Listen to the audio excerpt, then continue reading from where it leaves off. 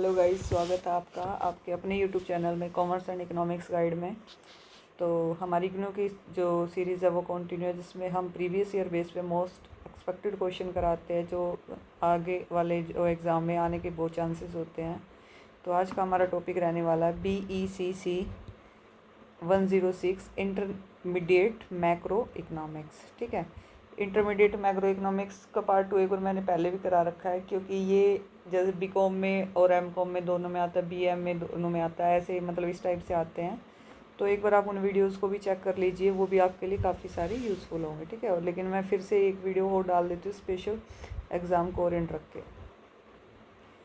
तो भाई जो IS और LM मॉडल क्या होता है, ये मॉडल दिखाता है कि जो गुड्स है मार्केट में IS और मनी मार्केट LM एक साथ क्या करते हैं, कैसे बैलेंस होती है। जो IS का इंटरसेक्ट रेट और आउटपुट में इन्वर्स रिलेशन होता है। ठीक है, मतलब आपस में क्या होता है, इन्वर्स रिलेशन बनाता है।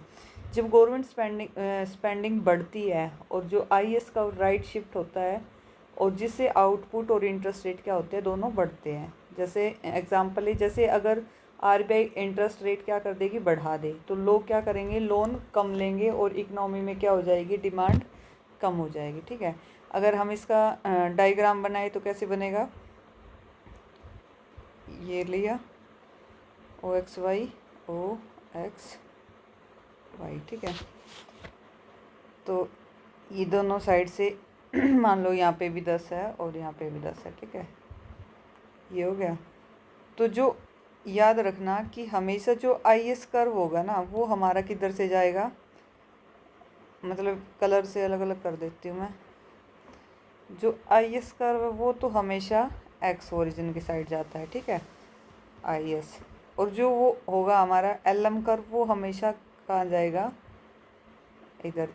एक सेकंड, उसको दूसरे से कर देते हैं, अलग से शो हो जाएगा ना, ये ऐसे जाएगा। ठीक है, तो ये डायग्राम आप बना के आना। ठीक है, ये क्या है, इक्विलिब्रियम मॉडल, IS और LM का इक्विलिब्रियम मॉडल। ठीक है, तो भाई अब नेक्स्ट चलते हैं हम फिलिप्स कर्व शॉर्ट रन और लॉन्ग रन के लिए। तो भाई शॉर्ट रन में क्या होता है, इन्फ्लेशन और अनएम्प्लॉयमेंट के बीच में ट्रेड ऑफ होता है, लेकिन जो लॉन्ग रन में होता है फिलिप्स कर्व वर्टिकल होता है, यानी इन्फ्लेशन बढ़ाने से अनएम्प्लॉयमेंट पर कोई असर नहीं पड़ता। ठीक है, जैसे गवर्नमेंट प्रिंटिंग प्रेस से पैसे क्या करती है, डालकर टेम्परेरी जॉब्स बढ़ा सकती है, पर उससे लॉन्ग रन में सिर्फ क्या होगी, महंगाई बढ़ेगी। ठीक है, उसको सिर्फ शॉर्ट रन में अच्छे से यूज़ कर पाएंगे।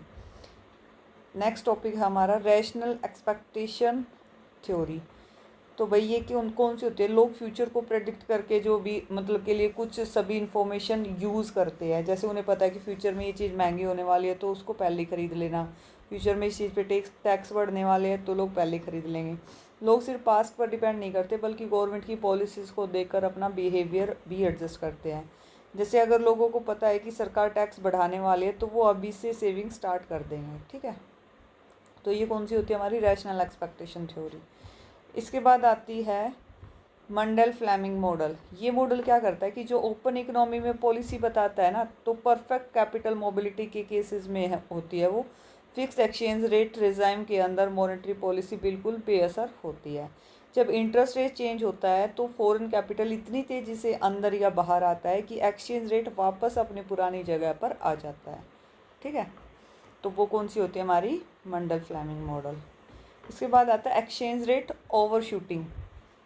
जब मॉनेटरी पॉलिसी में शॉक आता है, तो एक्सचेंज रेट क्या करता है, अपनी लॉन्ग रन वैल्यू से ज़्यादा तेज़ी से चेंजेस होते हैं। ठीक है, मतलब जो चीज़ लॉन्ग टाइम के लिए हमने पहले डिसाइड कर रखी थी कि उसको हमें बढ़ाना है या घटाना है, तो उससे पहले क्या आ जाती है, लॉन्ग रन की वैल्यू से ज़्यादा तेज़ी से, मतलब जो चीज़ एक साल में चेंज होनी थी वो 2 महीने में चेंज हो गई। इस टाइप से क्या होता है, एक्सचेंज रेट ओवर शूटिंग करता है।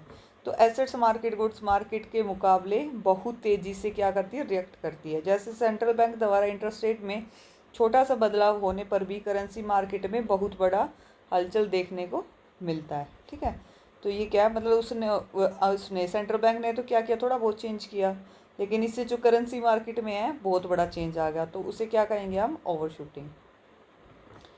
परचेजिंग पावर पैरिटी क्या होता है, PPP। लॉन्ग रन में एक्सचेंज रेट ऐसे एडजस्ट होने चाहिए ताकि एक जैसी चीज़ की कीमत दुनिया के हर देश में बराबर रहे। जैसे अगर डॉलर 1 है और 80 रुपये का है, तो एक बर्गर जो यूएस में $5 का मिलता है तो इंडिया में भी 400 रुपये का मिलना चाहिए। ठीक है, तो ये क्या होती है हमारी परचेजिंग पावर पार्शिटी।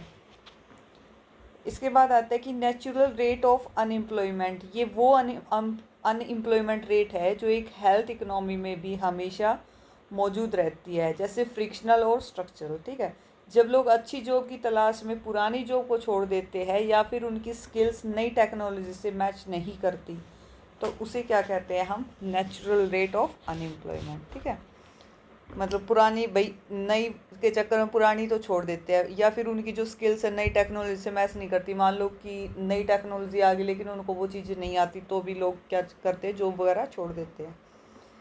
इसके बाद क्या आता है कि crowding out effect. Crowding out effect, जब गवर्नमेंट स्पेंडिंग बढ़ाती है तो इंटरेस्ट रेट भी क्या है, बढ़ सकते हैं। इंटरेस्ट रेट बढ़ने से प्राइवेट इन्वेस्टमेंट कम हो जाते हैं। अगर इंटरेस्ट रेट ज़्यादा हो गया तो प्राइवेट लोग मतलब कैसे इन्वेस्ट करेंगे, उन्हें पता है कि अब इतना पैसा उठा नहीं सकते आप मार्केट से। तो गवर्नमेंट के जो ज़्यादातर उधार लेने की वजह से मार्केट में आम लोगों और कंपनीज़ के लिए लोन महंगे हो जाते हैं, तो इसलिए इन्वेस्टमेंट कम होती जाती है। ठीक है, तो इसे क्या कहते हैं, क्राउडिंग आउट इफेक्ट।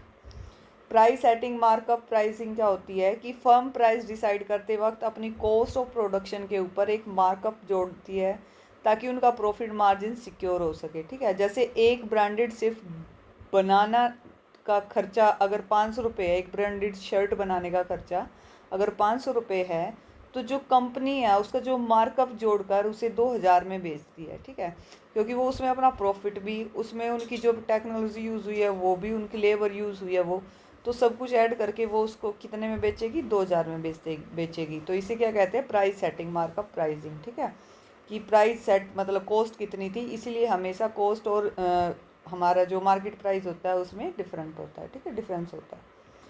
इसके बाद आता है कि करंट अकाउंट डेफिसिट, कि करंट अकाउंट में डेफिसिट कब होते हैं, जब एक्सपोर्ट से ज़्यादा क्या होता है, इंपोर्ट, कि हम भाई निर्यात तो कम कर रहे हैं और आयात ज़्यादा कर रहे हैं, तो क्या होता है, CAD करंट एसेट डेफिसिट में चला जाता है करंट अकाउंट हमारा। और इसे कवर करने के लिए capital account surplus foreign investment की ज़रूरत पड़ती है। ठीक है, ये सरप्लस में कब जाएगा, जब फॉरेन मतलब दूसरी कंट्रीज़ के लोग आके क्या करेंगे, यहाँ पे आके इन्वेस्ट करेंगे। ठीक है, तो अगर हम ऑयल और इलेक्ट्रॉनिक ज़्यादा खरीदते हैं तो उस डेफिसिट को हम बाहर से FDI लाकर पूरा करते हैं। ठीक है, तो ये क्या हो जाएगा हमारा करंट अकाउंट डेफिसिट। तो ये हमारी आज की वीडियो थी, ये हमारा टॉपिक था। अगर आपको पसंद आया तो प्लीज़ चैनल को लाइक शेयर सब्सक्राइब करना। अगर आप चाहते हो कि पार्ट 2 लेके आऊँ तो बता देना। अगर और डीप एनालिसिस चाहिए आपको तो भी बता देना, उसके हिसाब से नेक्स्ट वीडियो बना दी जाएगी। Thank you so much, wish you all the best for your exam.